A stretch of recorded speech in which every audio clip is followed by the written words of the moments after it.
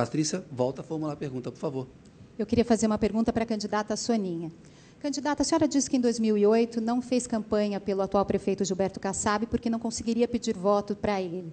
Também, durante essa campanha, a senhora tem feito inúmeras críticas, diz que ele é lerdo na realização de obras, que ele é pouco proativo, mas, no entanto, a senhora aceitou o cargo de subprefeita da administração Kassab e só deixou esse posto em 2010, conforme o blog do próprio partido da senhora, o PPS, porque pretendia disputar um cargo naquela eleição. A senhora acha que é coerente fazer parte de um governo no qual não se acredita? Obrigado, Patrícia. Candidata Soninha, 1 minuto e meio, por favor. Acho que eu posso perfeitamente trabalhar na administração pública e manter uma postura crítica em relação ao chefe do Executivo. Aliás, eu sempre fui muito crítica em relação ao meu partido. Era assim no PT, não é porque eu era do PT que eu defendia tudo incondicionalmente, no partido ou no governo Lula. No PPS também divido de algumas posições do partido publicamente, e o PPS sabe conviver bem com isso. Critiquei muitas vezes o governador Alckmin, ele me convidou para trabalhar e me deu um grande respaldo, aliás. Eu acho que quando a gente trabalha na administração pública, você não está servindo ao chefe do Executivo, você está trabalhando pela população. Adorei a experiência de ser subprefeita, pelo tanto que eu aprendi, foi muito frustrante, foi muito difícil. Enquanto eu era subprefeita, as minhas divergências com a gestão municipal sempre foram manifestadas, eu sempre falei quais que eram as minhas dificuldades, porque é que eu não conseguia executar determinadas tarefas que competiam à subprefeitura, porque não tinha os recursos suficientes. Então, se a gente pensar que alguém no serviço público está trabalhando para o governante ou para o partido do governante, a gente vai ter uma distorção muito séria. Até porque quem não for do partido do governante vai fazer o quê? Então, vai trabalhar contra o público? Eu faço questão, enquanto não sou candidata à prefeitura, enquanto não sou eleita prefeita, de trabalhar no serviço público. Eu não passaria, por exemplo, 4 anos trabalhando só para o meu partido, esperando a próxima eleição. Obrigado, candidata Soninha. Patrícia, quem comenta? Gostaria de ouvir o comentário do candidato Paulinho. Candidato Paulinho, 1 minuto e meio. Olha, eu acho que é normal. Se ela foi candidata e disputou e depois foi participar da prefeitura, e eu até conheço o trabalho da Soninha, que ela fez na Lapa, e reconheço que foi um grande trabalho, Soninha. E também acho que tem algumas coisas que aconteceram nessa administração que a gente teria que dar continuidade.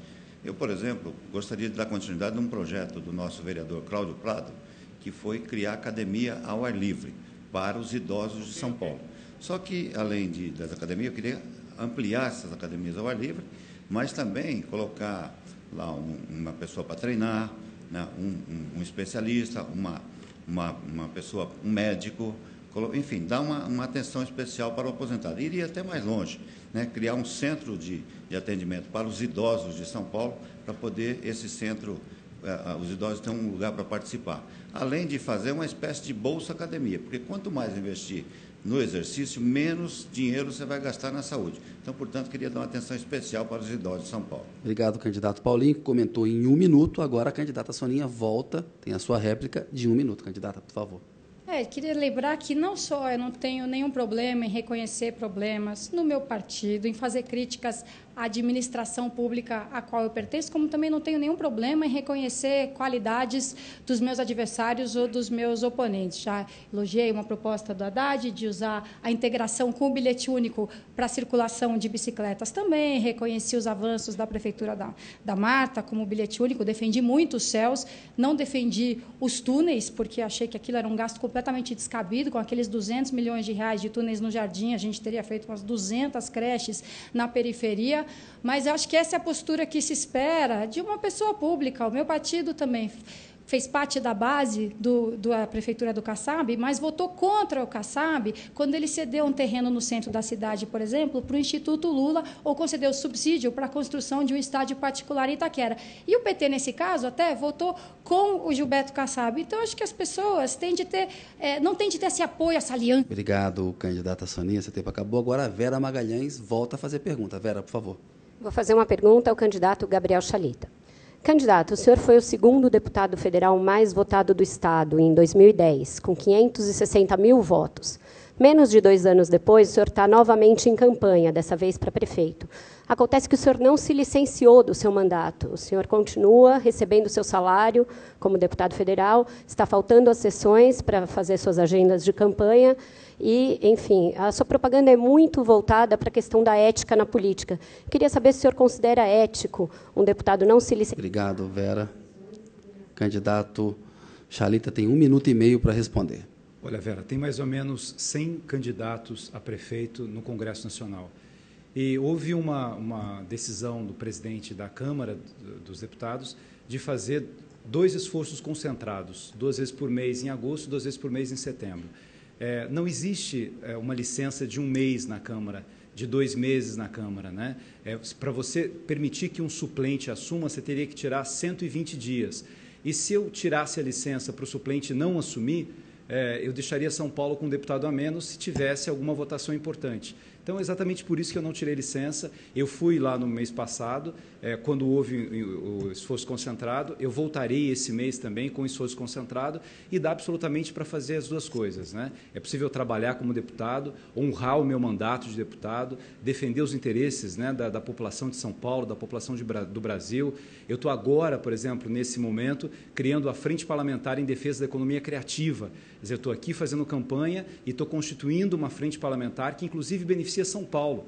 São Paulo, que no passado foi a locomotiva do Brasil, com a indústria, né? E hoje a indústria foi toda informatizada e é preciso nós investirmos em novas áreas. A economia criativa, ela traz uma nova forma de emprego muito bem distribuída pela cidade. Então, eu trabalho como deputado, consigo fazer isso e trabalho aqui também como candidato a prefeito de São Paulo.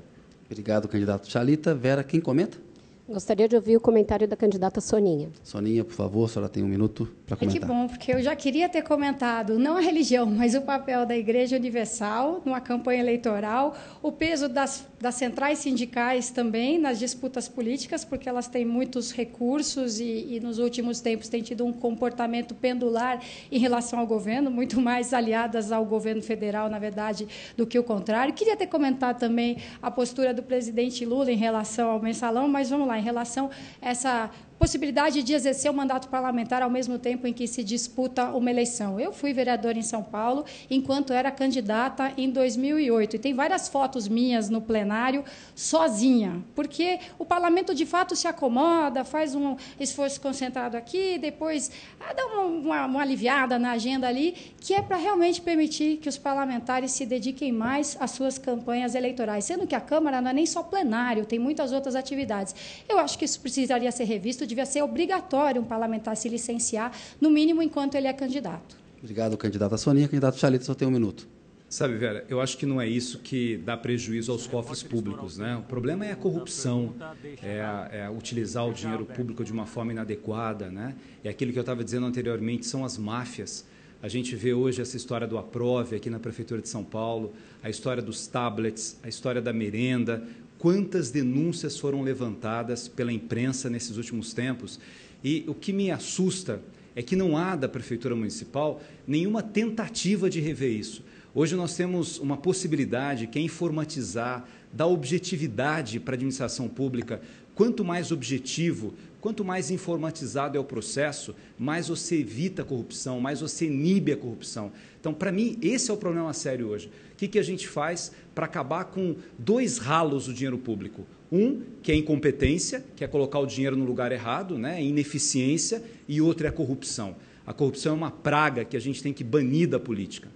Obrigado, candidato Chalita. Agora a Patrícia faz uma pergunta. Por favor, Patrícia. Eu gostaria de perguntar para o candidato Carlos Gianazzi. Candidato, o senhor vem de um partido pequeno, com dificuldade de alianças e também um discurso bastante radical. Entre as propostas defendidas pelo senhor está de suspensão do pagamento da dívida do município com a União.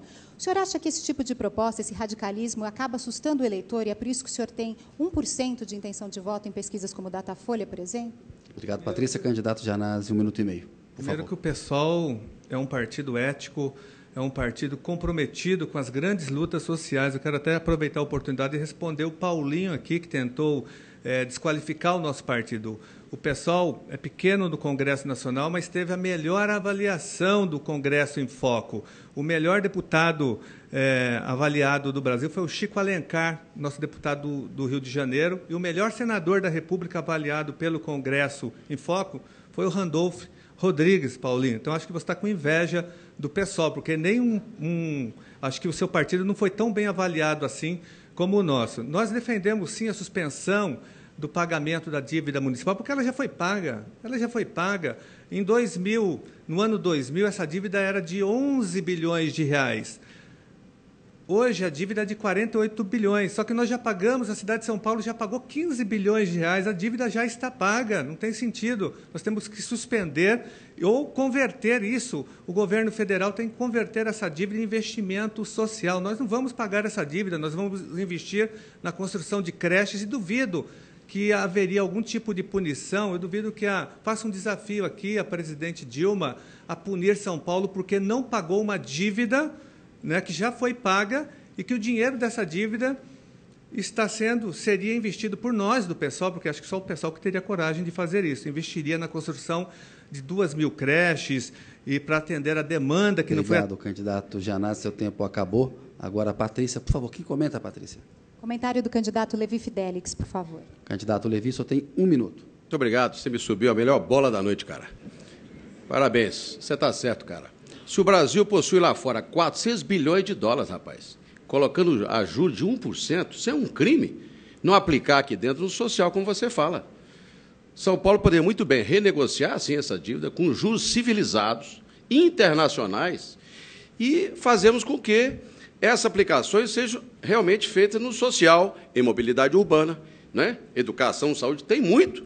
Agora, aplicar lá fora 400 bi, né? Só para garantir a chamada segurança a banqueiros internacionais, isso é um escárnio contra o povo brasileiro. Você está muito certo e eu concordo plenamente.